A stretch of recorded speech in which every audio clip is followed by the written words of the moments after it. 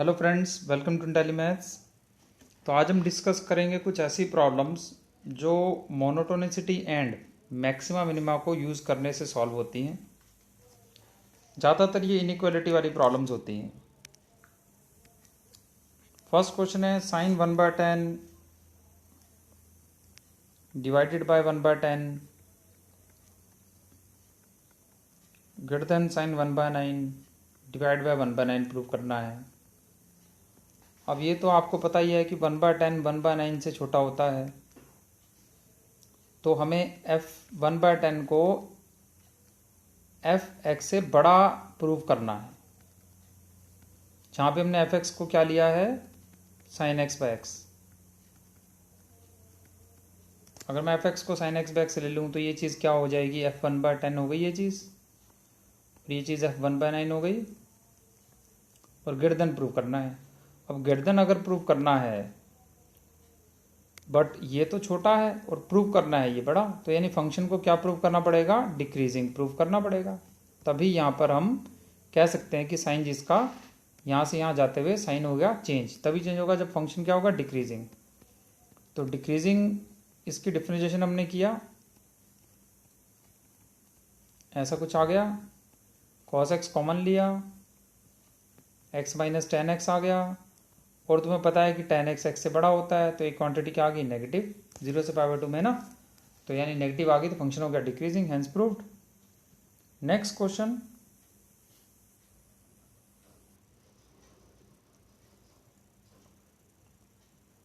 f(x) is less than equal to g'(x), ये दिया है। प्रूव करो कि f(x) gx से छोटा है। तो एक फंक्शन मानो तुम h(x) जो कि f माइनस जी हो। अब इसका करो डिफरेंशिएशन। पर क्वेश्चन में गिवन है कि f(x) तो g'(x) से छोटा है, यानी ये क्वांटिटी नेगेटिव हो गई, फिर तो h डिक्रीजिंग फंक्शन हो गया। तो अगर x मैं 0 से बड़ा मानता हूँ तो h(x) h0 से छोटा होना चाहिए, साइन हो जाना चाहिए चेंज, क्योंकि फंक्शन क्या है, डिक्रीजिंग। तो h(x) हमारा क्या था, f माइनस जी, और h0 क्या है हमारा, h0 हमारा है f0 माइनस g0, जो कि इक्वल दिए हुए हैं।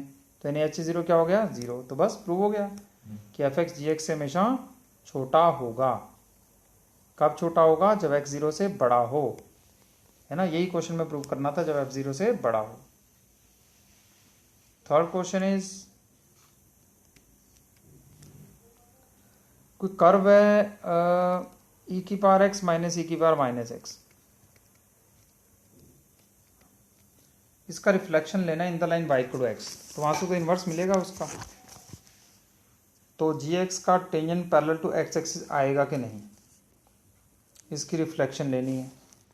तो इसका, तो फिर इसका इन्वर्स फंक्शन ही निकाल लो भी। gx एक्चुअल में कौन है, देखो ये तो f(x) है,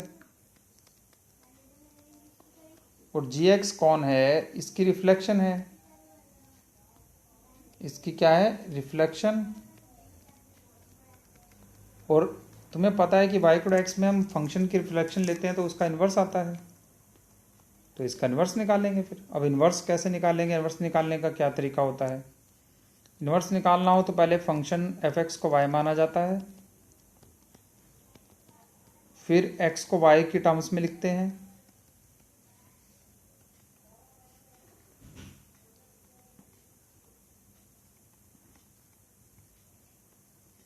e की पावर 2x माइनस 2y की पावर x माइनस 1 0, यहाँ से e की पावर x आ गया minus b plus minus B square minus 4ac by 2a।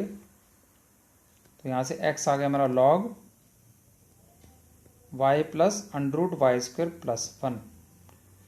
Minus हम लेंगे नहीं, क्योंकि ये फिर log के अंदर नेगेटिव चीज़ आ जाएगी, ठीक, तो वो पॉसिबल नहीं है। तो यहाँ से हमें पता लग गया कि f इनवर्स x कौन है, log of x plus x square plus 1। ये हमने gx निकाल लिया। अब इन्होंने पूछा था कि gx का has more than one tangent parallel to x axis, gx का tangent parallel to x axis है कि नहीं है, यानी g'(x) 0 है कि नहीं है। Obviously tangent parallel to x axis तभी होता है जब उसका स्लोप 0 हो।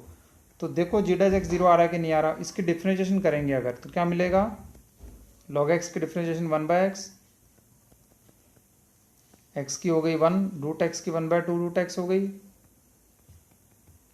एक्स स्क्वायर की 2x हो गई, ये 2 से 2 कट गया, ये आ गया। तो ये चीज़ तो कभी ज़ीरो होगी नहीं, यानी कि ए ऑप्शन गलत है।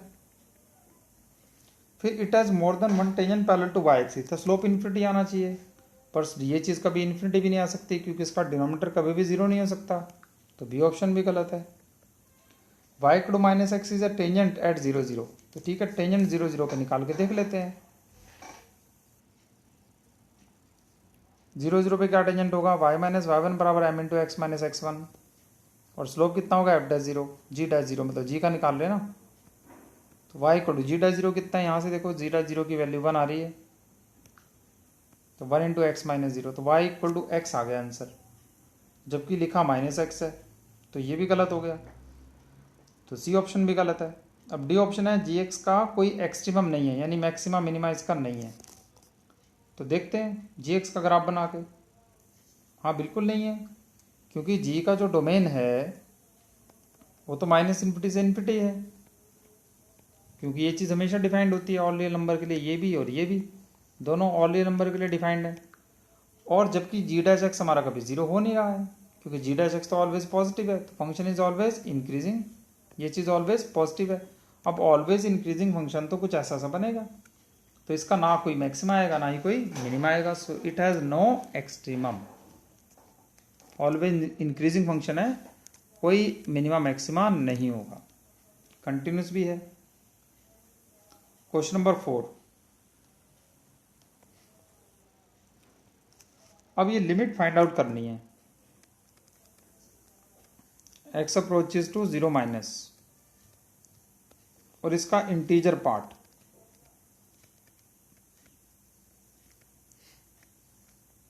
Integer part. अब देखो अगर मैं किसी तरह से ये जान लूँ कि 3x इससे बड़ा है या छोटा है तो बात बन जाएगी। मान लो 3x इससे थोड़ा सा बड़ा हुआ तो ये वैल्यू 1 प्लस आ जाएगी, तो 1 प्लस का इंटीजर पार्ट हो जाएगा हमारा 1, और मान लो कि ये चीज़ अगर बड़ी है इससे, तो डिनोमिनेटर बड़ा होने से 1 से छोटी वैल्यू आ जाएगी थोड़ी सी, तो 1 माइनस का इंटीजर पार्ट क्या हो जाएगा 0। तो मुझे देखना है इन दोनों में से कौन बड़ा है, तो मान लेते हैं कि ये बड़ा है, या मान लेते हैं कि ये बड़ा है उससे। अब ये इससे ग्रेटर है, कैसे प्रूव करेंगे, हमने लास्ट लेक्चर में पढ़ा था कि अगर दो फंक्शंस को कंपेयर करना हो, देखना हो कौन बड़ा है कौन छोटा है, तो ये मत देखो वो उससे बड़ा है कि नहीं, 3x को इधर ला के देखो कि ये 0 से बड़ा है या नहीं, ऐसे देख लो। यानी कि क्या करो, इस फंक्शन की रेंज निकाल के देखो 0 से बड़ी आ रही है कि नहीं आ रही, तो हम एक फंक्शन एज्यूम करेंगे, उसकी रेंज निकाल के देखेंगे।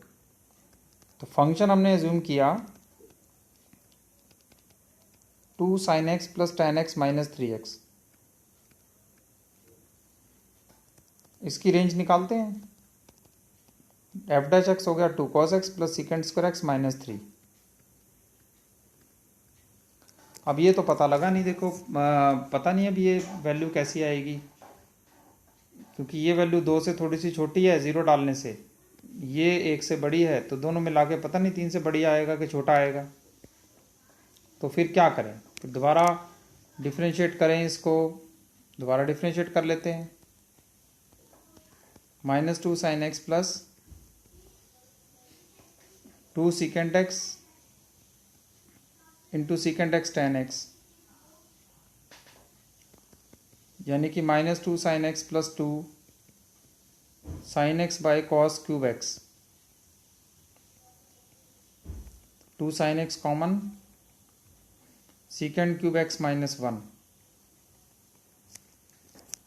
अब इसमें 0 के आसपास देखोगे तो ये क्वांटिटी तो पॉजिटिव है, देखो 0 के बाद देखो अगर secant x का ग्राफ कैसा होता है,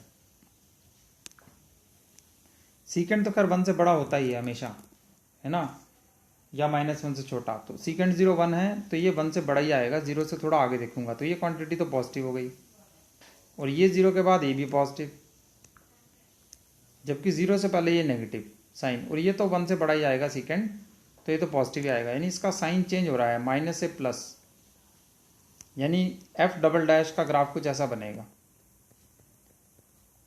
एफ डैश का है ना, एफ डबल डैश जो है, सॉरी एफ डबल डैश का graph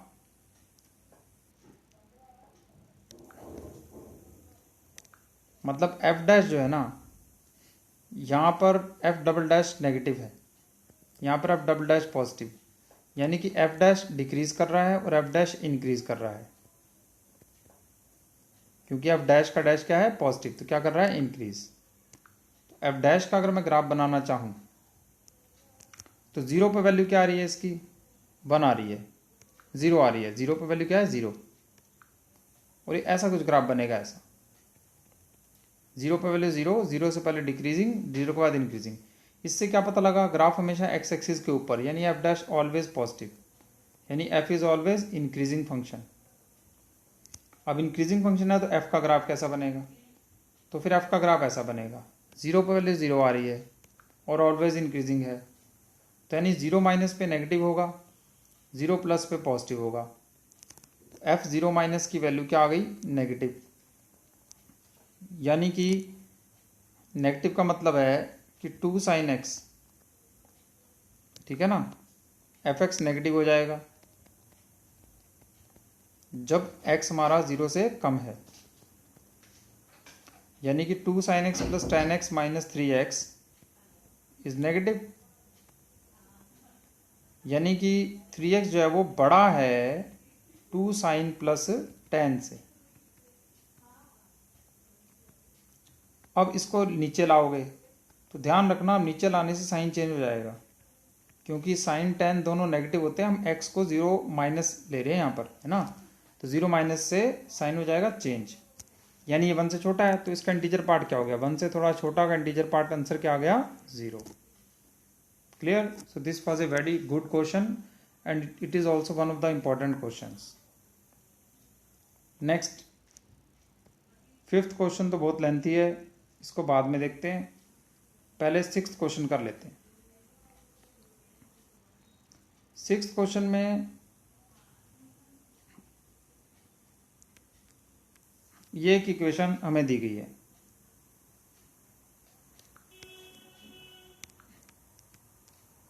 F x equal to 4x cube minus 3x minus P. अब इसके रूट कितने, हाफ से 1 में ये बताना है। अब इसमें एफ डैश, पहली बात तो ये देखो f1 और f माइनस 1, f हाफ निकालोगे कितना मिलेगा, देखो half minus 3/2 minus 1 minus P मिलेगा, और f1 में निकालोगे तो 1 माइनस पी मिलेगा, पर p तो हमारा -1 से 1 के बीच में है,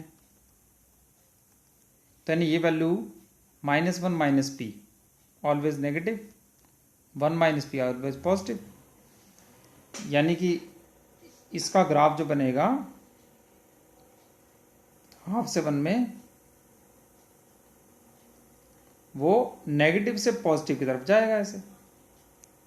पर एफ डैश एक्स कैसा है, 12x² माइनस 3, यानी कि x² माइनस 1/4, ये भी पॉजिटिव रहेगा हमेशा, क्योंकि हाफ से बड़ा ही रखना ना हमें तो x को, तो हाफ से बड़ा अगर मैं रखूंगा तो ये क्वांटिटी ऑलवेज पॉजिटिव ही आएगी, यानी ग्राफ हमेशा इंक्रीजिंग होगा, तो ऐसा कुछ ग्राफ बनेगा। तो ग्राफ 3 प्रकार से, मतलब अल्फा इसका रूट आ जाएगा, भी ग्राफ ऐसा बन सकता है कि एफ हाफ की वैल्यू नेगेटिव होगी या 0 होगी, तो भाई एफ हाफ की वैल्यू 0 होगी तो ऐसा बन जाएगा ऐसे करके, और नेगेटिव होगी तो ऐसा बन जाएगा। और ऐसे ही बात करें f1 की वैल्यू या तो पॉजिटिव होगी तो ऐसा बन जाएगा, और अगर 0 होगी तो कुछ ऐसा बन जाएगा ग्राफ, अगर 0 होगी तो, यानी इन तीनों में से कोई ग्राफ बनेगा। तीनों ही केसेस में रूट तो एक ही आएगा, इसमें रूट होगा हाफ, इसमें रूट होगा अल्फा, इसमें रूट होगा 1, यानी रूट तो इसका एक ही आएगा। तो उन्होंने कहा था कि equation has n distinct real roots, तो n की वैल्यू तो 1 हो गई, एक ही रूट आएगा, and one of its roots. अच्छा, अब रूट की वैल्यू क्या होगी वो भी बतानी है। अब रूट कैसे निकालें, अब रूट निकालने के लिए तो देखो ये इक्वेशन सॉल्व करनी पड़ेगी हमें, अगर रूट निकालना है तो ये इक्वेशन सॉल्व करनी पड़ेगी हमें। तो इस इक्वेशन को अब देखो, रूट तो हमारा पता ही है हमें, रूट इसका हाफ से 1 के बीच बीच में कहीं आ रहा है ना, हाफ से 1 के बीच में आ रहा है तो इसको cos थीटा मान लेते हैं रूट को। रूट तो x ही होता है ना, तो x को cos थीटा मान लिया। तो 4 cos cube minus 3 cos theta, समझे बात को भाई। रूट हाफ से 1 के बीच में, हाफ के 1 से बीच में कोई चीज़ है उसको हम साइन थीटा cos थीटा कुछ मान ही सकते हैं। तो रूट को न तो x ही होता है भी, कोई इक्वेशन अगर x में दिया है तो x की वैल्यू ही रूट होती है, तो उस रूट को हमने cos थीटा मान लिया। तो यहाँ से फायदा ये हो रहा है कि cos 3 थीटा का फॉर्मूला बन गया, इसलिए cos थीटा माना था। अब ये 3x माइनस 4x क्यूब होता तो साइन मान लेते। यहाँ से 3 थीटा बराबर क्या आ गया, cos इनवर्स p। तो थीटा कितना हो गया, 1/3 cos इनवर्स p। तो थीटा कौन था, cos इनवर्स x। तो x कितना हो गया, cos ऑफ ये रूट आ गया। तो ये पता लग गया हमें कि ये हमारा रूट होने वाला है। हमारे रूट का आंसर, हमारे रूट की शक्ल कुछ ऐसी होगी, 1/3 cos ऑफ 1/3, यानी इसमें इन्होंने k cos इनवर्स p लिखा है, तो k की वैल्यू क्या आ गई, 1/3। तो k की वैल्यू आ गई 1/3। अब क्या पूछा है देख लेते हैं, इन्होंने n+1/k की वैल्यू पूछी है। तो n+1/k की वैल्यू कितनी होगी, 1+3 यानी कि 4। तो आंसर हमारा हो गया 4। क्लियर। चलो 7th क्वेश्चन करते हैं। देखो इसमें पूछा गया है कि एक फंक्शन दिया f और एक दिया g, और बताना है कि f इंक्रीजिंग है, g डिक्रीजिंग है, f/g कैसा है, g(f(x) कैसा है। तो भाई f'(x) से पता लग जाएगा f(x) कैसा है। ये हो गया f(x), डिफरेंशिएशन कर लेते हैं इसकी। तो 2 - 2 cos x as it is, and x square की differentiation 2x minus x square as it is, और इसकी हो गई 2 साइन। और नीचे तो देखो होल स्क्वायर आएगा, पॉजिटिव आएगा, छोड़ो उसको, क्या करना है। और इधर से 2 भी हटा दो, तो 2 1 माइनस कितना हो गया, 2 तो हटा ही दो, पॉजिटिव चीज़ ही है। तो क्या आ गया, 2x minus 2x cos x minus x square sine x, ऐसी कोई चीज़ आ गई। अब इसमें तो कुछ पता नहीं लग रहा है, ये चीज़ पॉजिटिव है नेगेटिव है क्या है, कुछ समझ में आ नहीं रहा है। तो क्या करें, दो रास्ते होते हैं, या तो सिंप्लीफाई करके देख लो, या तो डिफरेंशिएट करके दोबारा डिफरेंशिएट कर लो, f डबल डैश पे चले जाओ फिर। तो पहले सिंप्लीफाई करके देखते हैं थोड़ा सा। जैसे 2x common, 1 minus cos x को लिख देते हैं 2 साइन स्क्वायर x/2, और साइन एक्स को लिख देते हैं 2 साइन कॉस।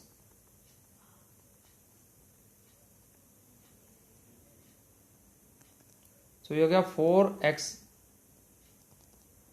इसमें कॉमन क्या आ रहा है, 2x sign x/2 cos x/2, ये कॉमन ले लो। तो देखो यहाँ से 2 निकाला, x निकाला, साइन निकाला, 4 ही ले लो बल्कि, है ना। तो ये 2 4 चला गया, x चला गया, साइन चला गया, एक साइन बचा, और कॉस से डिवाइड मल्टीप्लाई किया यानी कि tan बन गया ये, माइनस इधर से देखो एक x गया और 4 गया, तो ये डिवाइड बाय 2 हो गया, और इधर से साइन गया, तो क्या आ गया यहाँ से हमारे पास x, और कॉस भी चला गया, तो x बचा x/2। तो ये तो देखो सिंप्लीफाई करने से हो गया। अब तुम्हें पता है कि tan x तो x से बड़ा ही होता है। अब tan x क्योंकि x से बड़ा होता है, तो ये क्वांटिटी क्या हो गई, पॉजिटिव, और x भी 0 से 1 दिया हुआ है, वो भी पॉजिटिव, ये क्वांटिटी भी पॉजिटिव, और 0 से 1 में ये सब भी पॉजिटिव, तो पूरे का पूरा पॉजिटिव आ गया, यानी f(x) इज इंक्रीजिंग फंक्शन। तो ए ऑप्शन हमारी ठीक हो गई। ठीक, अच्छा अब gx की बात कर लेते हैं भाई। x² तो छोड़ ही दो, 6 का क्या करना है, x माइनस साइन एक्स से लिख लो बस। तो भाई g' x क्या हो गया, x minus sine x as it is into x square का differentiation 2x minus x square as it is 1 minus cos x, और नीचे तो होल स्क्वायर आएगा, पॉजिटिव ही आएगा, उसको रहने दो, क्या करोगे। So x square minus 2x sine x plus x square cos x. अब इसका क्या किया जाए भाई, इसमें भी ऐसे ही करो, थोड़ा सिंप्लीफाई करने की कोशिश करो। 1 प्लस कॉस एक्स को 2 कॉस स्क्वायर एक्स बाय 2 लिखो, और साइन एक्स को 2 sine x by 2 cos x by 2 लिखो। अब इसमें से देखो, एक तो x को हटा दो, है ना, पॉजिटिव ही है वो तो, कॉस एक्स को हटा दो, वो तो पॉजिटिव ही है ऑलवेज। 0 से 1 में ही देखना है, 2 हटा दो यहाँ से, तो यहाँ 2 आ गया। तो यहाँ से देखो क्या मिला तुम्हें, x cos x by 2 minus 2 sine x by 2, बाकी तो सब पॉजिटिव ही है। अब इसमें से तुम इसको cos से डिवाइड कर दो, पॉजिटिव चीज से डिवाइड कर रहे हो, x minus 2 tan x by 2 हो जाएगा, cos से डिवाइड करेंगे तो डिवाइड मल्टीप्लाई, ठीक है। और अब इसको 2 से डिवाइड मल्टीप्लाई कर दो, 2 से डिवाइड कर दो। अब तुम्हें पता है कि tan बड़ा होता है x से, तो क्वांटिटी क्या आ गई, नेगेटिव, यानी कि फंक्शन क्या हो गया, डिक्रीजिंग। तो इसमें देखो हमारी बी ऑप्शन थी डिक्रीजिंग, तो बी ऑप्शन सही हो गई। अब बात आती है एफ एक्स बाय जी एक्स की। तो एफ एक्स बाय जी एक्स इंक्रीजिंग है कि नहीं, अब वो देखना है। तो एफ एक्स बाय जी एक्स को देखें, देखो ये इंक्रीजिंग है या नहीं है, वो उसकी डिफरेंशिएशन से पता लगेगा, जो कि होगी g f dash minus f g dash by g square.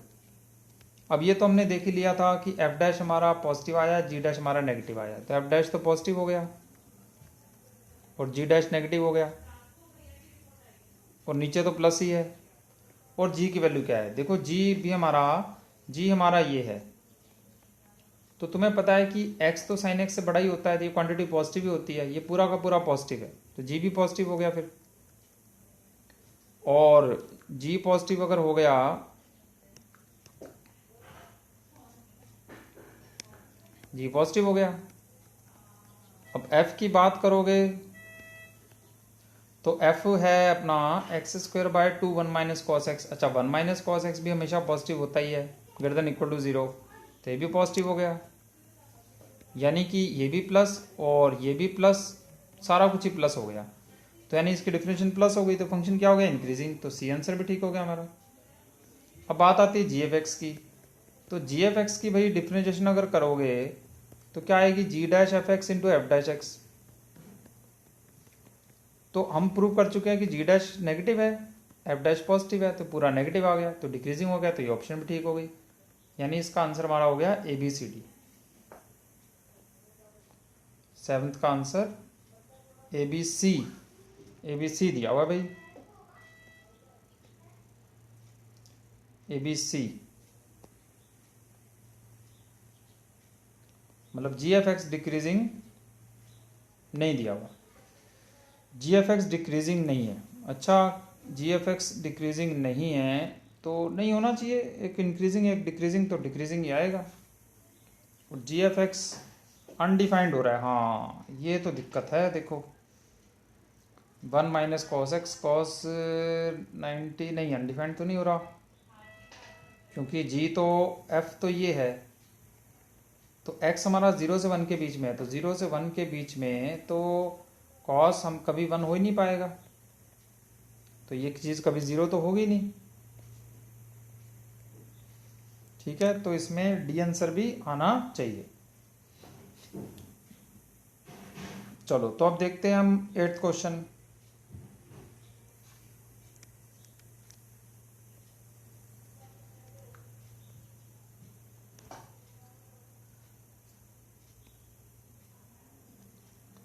तो 8th क्वेश्चन में ऐसा है, एक फंक्शन दिया x कॉट इनवर्स x, और x दिया हमें 0 से बड़ा।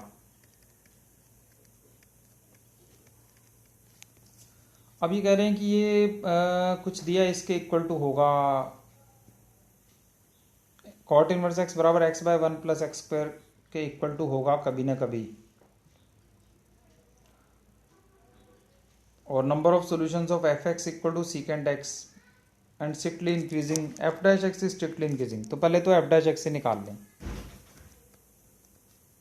जीरो पर वैल्यू क्या आ रही है वैसे? तो पहले तो ये देखो जीरो पर वैल्यू क्या आ रही है, zero cot inverse zero. Cot inverse zero क्या होता है? कॉट इनवर्स का ग्राफ जो है वो कुछ ऐसा हुआ करता है। कॉट इनवर्स जीरो होता है π/2, जीरो आ गया। इन्फिनिटी, चलो पहले एफ डैश एक्स निकाल लिया जाए। X as it is cot inverse की डिफरेंशिएशन हो गई, plus cot inverse x as it is, और एक्स की 1 हो गई, इक्वल टू ये आ गया। अब इसको डबल डिफरेंशिएट कर लेते हैं, कुछ पता तो लग नहीं रहा है। तो माइनस बाहर रखते हैं, 1 plus x square as it is, x की differentiation 1 minus x as it is, इसकी 2x, यानी कि 1 plus x square minus 2x square, यानी 1 माइनस एक्स स्क्वायर, यानी x square minus 1 by x square plus 1 का होल स्क्वायर।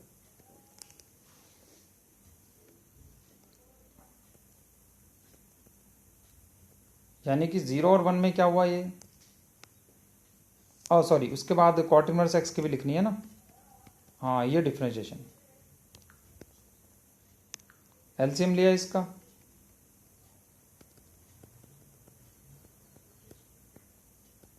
तो आया अपने पास x square minus 1 minus x square plus 1, तो -2 आ गया मतलब कि।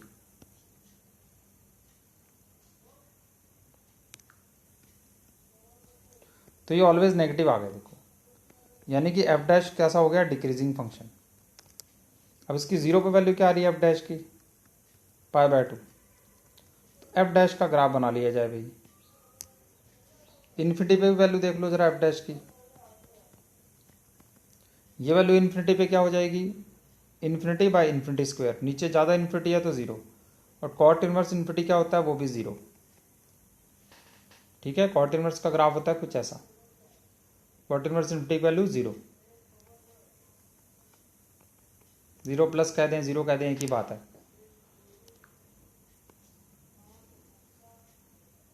चलो तो ग्राफ बनाते हैं इसका, 0 पर वैल्यू π/2, ग्राफ हो गया डिक्रीजिंग, और इन्फिनिटी पे 0 वैल्यू।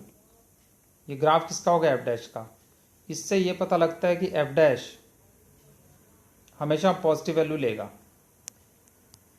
और बल्कि कहें कि 0 से π/2 के 1 के बीच में लेगा, 0 से π/2 के बीच में ही लेगा। ठीक, यानी कि फंक्शन एफ एक्स हमेशा इंक्रीजिंग होगा। अब एफ एक्स अगर इंक्रीजिंग होगा तो उसका ग्राफ कैसा बनेगा,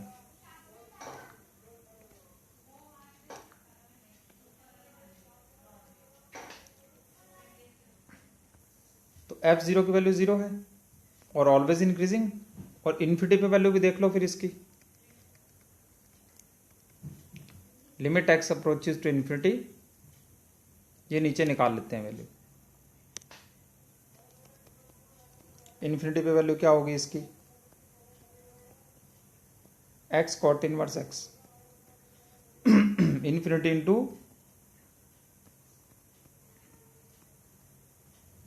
cot inverse x by 1/x, L'Hopital rule लगाएंगे,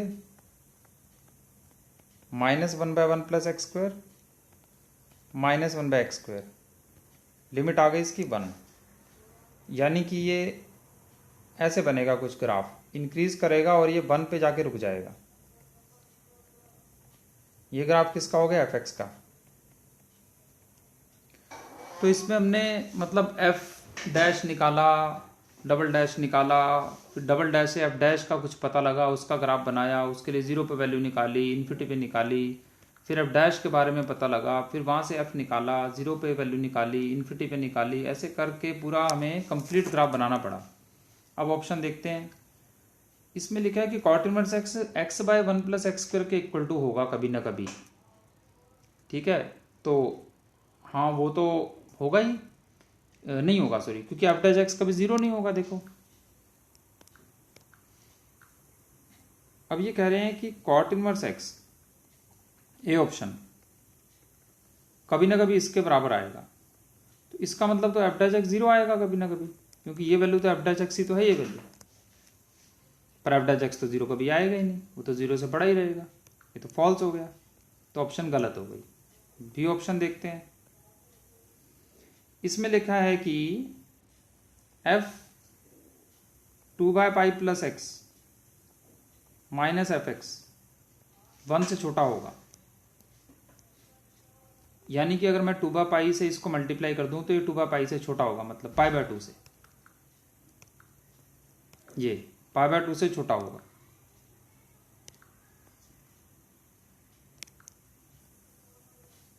ऐसा कुछ लिखा है कि ऐसा होगा किसी न किसी एक्स के लिए। अब ये इसमें तो हमें एलएमवीटी लगानी पड़ेगी, लैग्रेंजेस मीन वैल्यू थ्योरम। तो एलएमवीटी के हिसाब से एफ बी माइनस, वो हमने भी पढ़ा नहीं है, ठीक है, f b minus f a by b minus a लिखा है ये तो, जो कि एफ डैश सी के इक्वल टू होता है लैग्रेंजेस मीन वैल्यू थ्योरम के हिसाब से।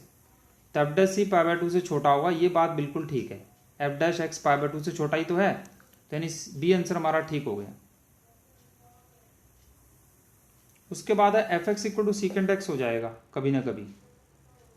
तो f x equal to second x कैसे हो पाएगा सोचो, क्योंकि एफ एक्स तो हमेशा 1 से बड़ा है। देखो ये एफ एक्स का ग्राफ हमारे सामने है, एफ एक्स तो हमेशा 1 से छोटा है, तो सीकेंड के बराबर कैसे हो जाएगा भाई, सीकेंड तो 1 से बड़ा होता है, तो ये पॉसिबल नहीं है। अब डी ऑप्शन देखें, एफ डैश एक्स हमेशा डिक्रीज करेगा। हाँ तो बिल्कुल सही है, एफ डैश एक्स का एक ग्राफ बना हुआ है, हमेशा डिक्रीज ही कर रहा है, तो डी ऑप्शन ठीक है। तो आंसर क्या हो गया हमारा इसका, बी और D. B and D are the correct options. देखते हैं आंसर क्या है, बी एंड डी। ओके, अब एक क्वेश्चन और हमारे पास है, क्वेश्चन नंबर 5, जो कि लेंथी था तो हमने छोड़ दिया था।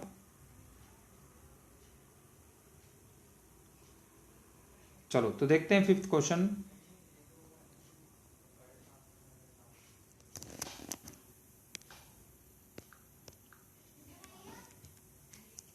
इसमें बोला गया है कि 4 cos e की पावर x, इसके सॉल्यूशंस बताओ।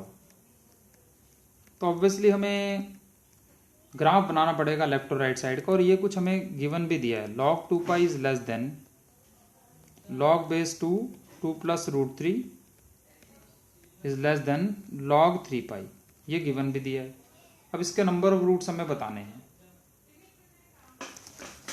अब देखो लेफ्ट और राइट साइड का ग्राफ हमें बनाना है, तो पहली बात तो इसका ग्राफ बनाऊं मैं अगर, तो इसको डिफ्रेंशिएट करूंगा तो ऐसा कुछ आएगा। लेफ्ट साइड ले लेता हूं, चलो मैं ये लेफ्ट साइड मैंने ये ले ली, और राइट साइड मैंने ले ली gx। देखते हैं ग्राफ कितनी जगह पे काटते हैं। इसको डिफ्रेंशिएट किया, 2 की पावर x log 2 आ गया, यानी कि 4 की पावर x माइनस 1/2 की पावर x आ गया। इसकी साइन स्कीम हमें क्लियरली नजर आ रही है, 0 के बाद पॉजिटिव, 0 से पहले नेगेटिव, यानी फंक्शन तो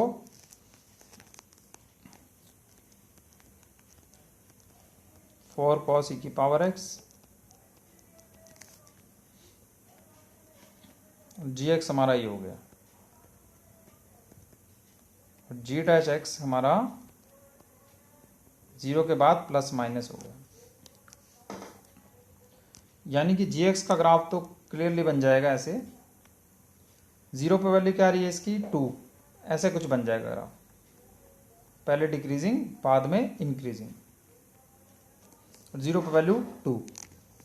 अब f की बात करते हैं भाई, देखते हैं f डैश x क्या आएगा हमारा।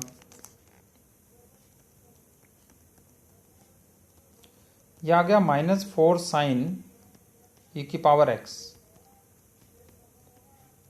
और e की पावर x की दोबारा से डिफरेंशिएशन चेन रूल से। अब साइन e की पावर x की बात करें तो अब ये चेंज होगा अलग अलग, जैसे मैं अगर 0 से -इन्फिनिटी से लेकर, और मैं अगर log पाई तक की बात करूं, तो x अगर मैं -इन्फिनिटी से log पाई लेता हूं, तो e की पावर x की वैल्यू 0 से e की पावर log पाई तक जाती है, यानी कि 0 से पाई तक जाएगी। और 0 से पाई में साइन थीटा क्या हो जाएगा, पॉजिटिव। तो ये क्वांटिटी पॉजिटिव और बाहर नेगेटिव, तो नेगेटिव हो गया। इसके बाद अगर मैं लॉग पाई से लॉग 2 पाई की बात करूं, तो पाई से 2 पाई में साइन अपना साइन थीटा ये अपना साइन बदलेगा नेगेटिव, तो नेगेटिव नेगेटिव हो जाएगा पॉजिटिव। इसी तरह से ये ग्राफ अपना चलता जाएगा आगे। यानी कि इसका ग्राफ जो है, पहले तो माइनस इन्फिनिटी पे वैल्यू क्या आएगी, कॉस ई की पावर माइनस इन्फिनिटी, ई की पावर माइनस इन्फिनिटी हो गया 0, कॉस 0 हो गया 1, यानी 4 वैल्यू आ गई। तो इसकी वैल्यू 0 पर कितनी आ रही है, माइनस इन्फिनिटी पर कितनी आ रही है, 4। तो यानी ये 4 से ऐसे बनेगा ग्राफ।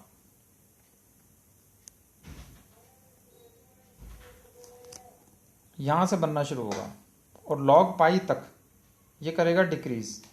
लॉग पाई तक डिक्रीज करेगा, तो थोड़ा सा फिर ग्राफ को हम ऐसे कर लेते हैं।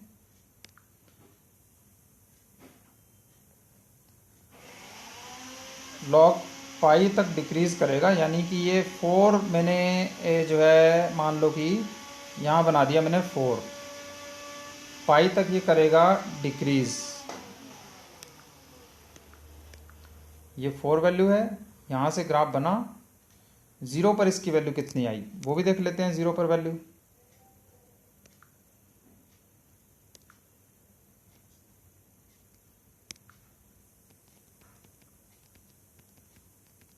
f0 की वैल्यू e की पावर 0 हो गया 1, 4 cos 1। cos 1 की वैल्यू cos 50 भी 1 रेडियन होता है 57 डिग्री, 60 मान लो, तो cos 60 मान लो करीब हाफ, यानी कि देखो cos 57 जो है वो cos 60 से थोड़ा सा तो बड़ा ही आएगा, तो यानी कि हाफ से थोड़ा सा बड़ा, यानी 2 से थोड़ी सी बड़ी वैल्यू आएगी।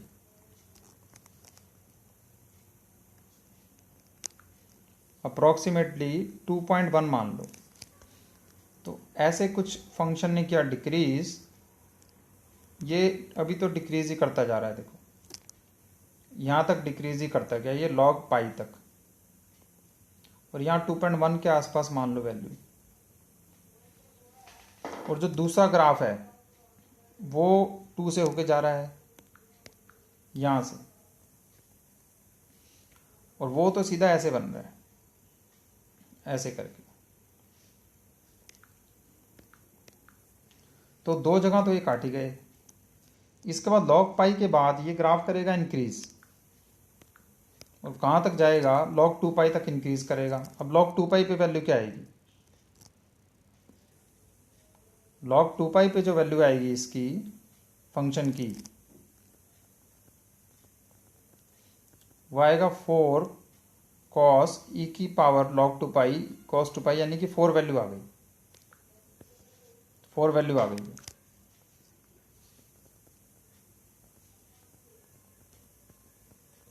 और पाई पर कितनी आई थी,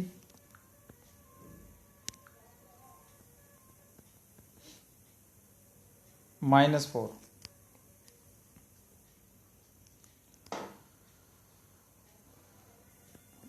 log 2 पाई पर +4। ओके, तो ये जो ग्राफ हमने बनाया है अभी, ये -4 तक जाएगा नीचे।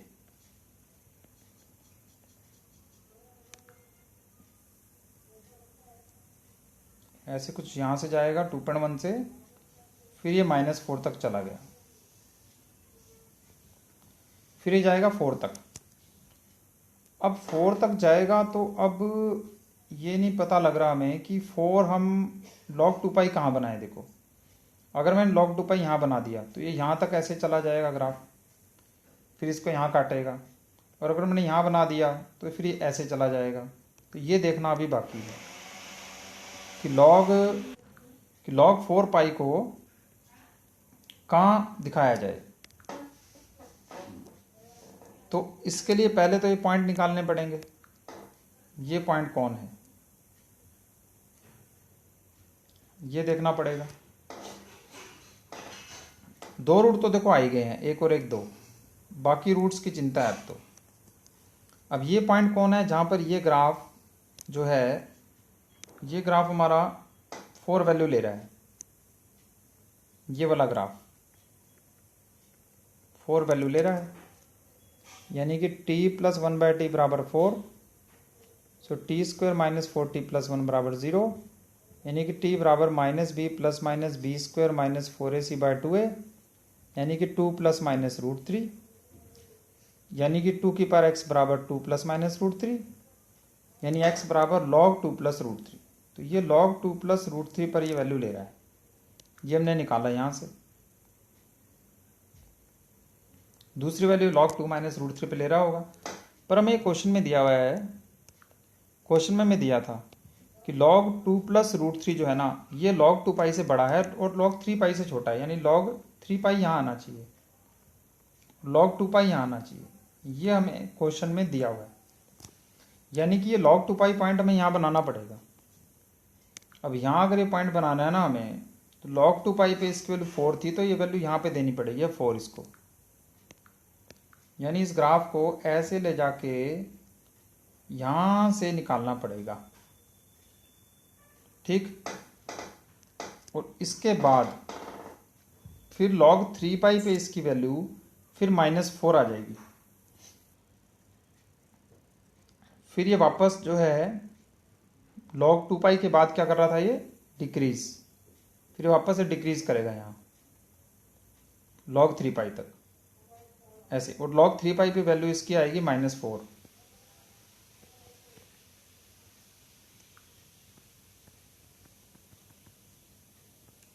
और ये यहाँ से करेगा डिक्रीज और यहाँ वैल्यू -4, और फिर 4 पाई तक फिर वापस इसकी 4 जाएगी वैल्यू ऐसे। तो इसका मतलब ये 2 जगह पे और काटेगा, देखो तो टोटल पॉइंट कितने हो गए, देखो 4, यानी कि 4 points, 4 points of intersection will be there. So इसी के साथ ही हमारी असाइनमेंट का सोल्यूशन दिस इज ओवर।